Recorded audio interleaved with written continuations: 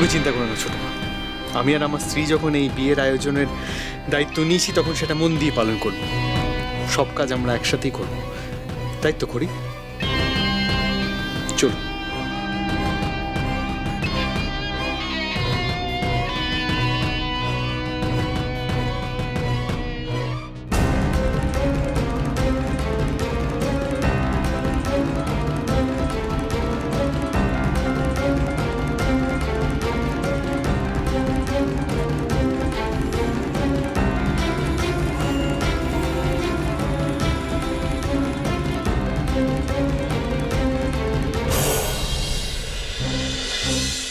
তুমি কি একটা জিনিস খেয়াল করেছো ছোট বৌদি? কি? এই যে ঋদ্ধি আর করি সব সময় কিন্তু দুজনে বেঁধে বেঁধে রয়েছে, যাকে বলে লগে লগে একসঙ্গে যাচ্ছে, একসঙ্গে আসছে, সব জায়গায় একসঙ্গে রয়েছে। আমার কি মনে হয় জানো তো, এই জন্যই ওদের এখানে আসতে এত দেরি হচ্ছিল। হ্যাঁ, একান্তে একটু সময় কাটাচ্ছিল, গল্প গুজব, কথাবার্তা ইত্যাদি ইত্যাদি। তুমি না পারো সত্যি। এইভাবেই তো আস্তে আস্তে সবটা শুরু হবে, বুঝলে? তাই যেন হয় গো মধুশ্রী। এরা দুজনে যদি মিলে যায় না, তাহলে আমাদের আর কোনো চিন্তাই থাকে না। একদম তাই হবে, তুমি চিন্তা করো না। ওরা নিজেরাই জানে না যে ওদের স্বভাবের কত মিল রয়েছে। ওরা দুজনেই কত কর্তব্যপরায়ণ, দায়িত্ববান, সৎ। দুজনের কাছেই নিজেদের ভাই বোন সবার আগে, ওদের জন্য জান পাত করতে পারে, পরিবারের সম্মান সবার আগে। আর একদিন দেখবে ওরা নিজেরাও বুঝতে পারবে যে ওদের দুজনের স্বভাবের কত মিল রয়েছে। ওরা একে অপরের পরিপূরক। আর সেই দিন ওদের দুজনকে কেউ শত চেষ্টা করলেও আলাদা করতে পারবে না। শোনো, হ্যাঁ, আমি না ঈশ্বরের কাছে প্রার্থনা করব তোমার এই যে বলা কথাটা যেন খুব তাড়াতাড়ি সত্যি হয়, বিশ্বাস করো। মশ্রী, ঋদ্ধি আর খড়িকে এখনই আলাদা করা যাচ্ছে কই? হ্যাঁ, বাইরে ওরা খুব ঝগড়া করছে বটে, কিন্তু ভেতরে ভেতরে বেশ একেবারে। ঋদ্ধিবাবু তো বউয়ের হাত ছাড়তেই চাইছে না, সুযোগ পেলে একেবারে টপাত করে ক্রমশ বউ আর বউয়ের বাপের বাড়ির প্রতি দরদ একেবারে উতলে উঠছে। তাই তোকে দেখে মনে হচ্ছে ও এই বাড়ির ছেলে কম, ভট্টাচ বাড়ির জামাই বেশি। খড়ি একদিনের জন্য বাপের বাড়ি গেছে কি না গেছে তার মধ্যে তথ্য প্রমাণ জড়ো করে খড়িকে হাত ধরে টেনে এই বাড়িতে এনে হাজির করলো। হ্যাঁ, কেবলমাত্র ওর দিদিকে ন্যায় দেবে বলে।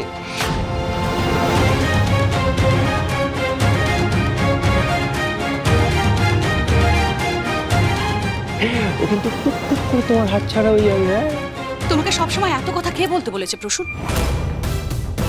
আলটপকা একটা মন্তব্য তোমাকে করতেই হবে না। সবসময় তোর মাথাটা না উল্টো দিকেই ঘোরে। একটু ভালোভাবে ভালো কথাও তো বলতে পারো। কেন? আমি কি ভুল বলেছি? আমি যা দেখেছি তাই তো বলেছি, মিথ্যে তো আর বলি না। আজ না বুঝলেও তুমি কিন্তু একদিন ঠিক টের পাবে গর্ভবতী। ছেলে কিন্তু ক্রমশ তোমার হাতের বাইরে চলে যাচ্ছে মলম লাগিয়ে।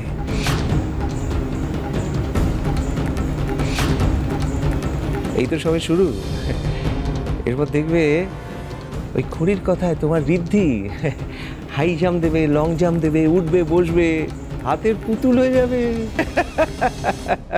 এভাবে কেন কথা বলছো প্রসুন্দা? তোমার কি মনে হয় যে স্ত্রীকে ভালোবাসা, স্ত্রীকে সম্মান করা এগুলো কি অন্যায়? আমার মনে হয় তুমি নিশ্চয়ই এটাকে দাসত্ব বলে ভাবো না। আর যদি সত্যি ভাবো তাহলে বলতে হবে তোমার ভাবনায় গুরুতর কোনো সমস্যা আছে। আচ্ছা, তোমরা আমাকে এরকম কেন ভাবছো বলো তো? এ কি বলে কপাল? এই সিংহ রায় বাড়ির ঐতিহ্য কোথায় ছিল? কাদের সঙ্গে এই বাড়ির আত্মীয়তা হওয়ার কথা ছিল? কিন্তু কিছুই হলো না। উল্টে ভট্টাচার্যি বাড়ির মেয়েরা এসে সবকিছু একেবারে ধুলোয় মিশিয়ে দিল। একজনের রক্ষে ছিল না, আজ থেকে আবার আর একখানি এসে জুটলেন। এবার দেখো এই বাড়ির কি অবস্থা করে ওই দুই বোন মিলে। নইলে আমার আর কি বলো, আমি না হয় দুদিনের অতিথি, বাদ বাকিটা তো তোমাদেরই সামলাতে হবে, তাই না?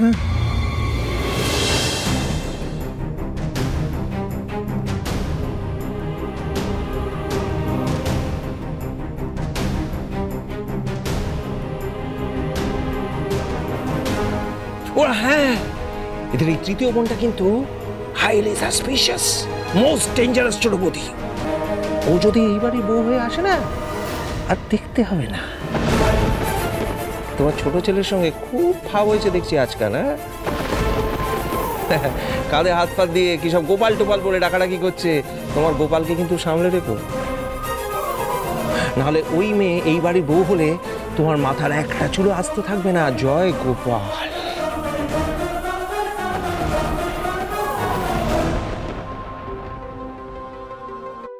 এই দাদা, তুই হা করে কি দেখছিস? যা রাহুলদা জুতোটা চুপ করে গিয়ে সরিয়ে নে। হ্যাঁ, নাহলে দেখ দেখ দেখ ওই যে ওরা চুরি করে নেবে। আলটিমেটলি আজকে কিন্তু রাহুলদা জুতোটা প্রোটেক্ট করার দায়িত্ব আমাদের। তুই দেখছিস না কে দাঁড়িয়ে রয়েছে ওখানে? ওনার সামনে আমি জুতো প্রোটেক্ট করবো? এমনি ভয় আমার আত্মারাম খাঁচাছাড়া হয়ে যাচ্ছে।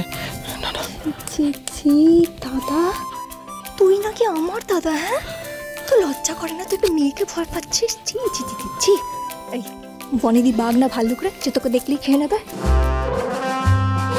বাঘ ভাল্লুক? উনি তার থেকে আরো বেশি ভয়ঙ্কর। তুই ওনাকে মেয়ে বলছিস? মেয়ে নয় রে, উনি পালোয়ান বল। আমি যদি জুতোতে হাত বা পা কোনোটাই লাগাই না, উনি সোজা আমার ঘাড়ে এসে ঘাটটা টুক করে মটকে দেবে। না না, তুই ওনাকে চিনিস না রে বোন। উনি মানুষ নন, পুরো অ্যাটম বম। কখন যে কারো উপরে ফাটবে কেউ বলতে পারবে না। বাট হ্যাঁ, ওই জুতোতে যদি আমি হাত দিই না, আমার উপরে তো নিঘাত ফাটবেন। না না না, তুই ভীতু, তুই না ভীষণ ভীতু। দাদা দয়া করে সিংহরাই বাড়ি নাকটা না কাটাস না প্লিজ। জুতোটাকে নিয়ে পারবি। তুই জানা, তোর যখন এতই শখ তুই যা। তুই তো আমার সাহসী বোন, বল। যা যা যা। হ্যাঁ, তোকে আমি প্রমিস করছি, যদি তুই ওনার নাকের সামনে দিয়ে জুতোটা আনতে পারিস, আমি এত বড় চকলেট দেবো। যা যা যা যা যা।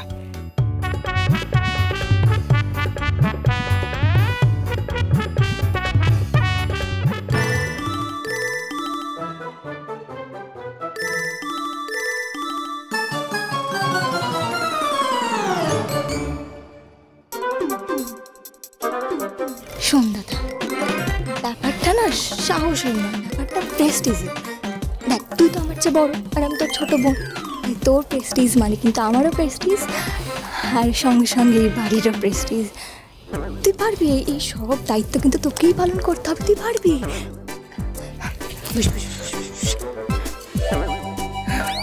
নিজেই পারবি।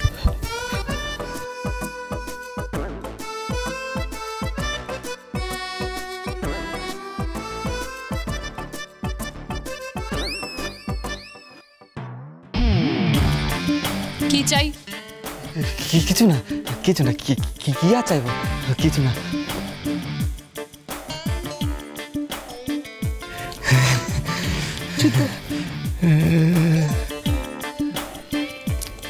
ভয় পেয়ে গেলি? হ্যাঁ, জুতো আনতে পারলি না, ভয় পেয়ে গেলি?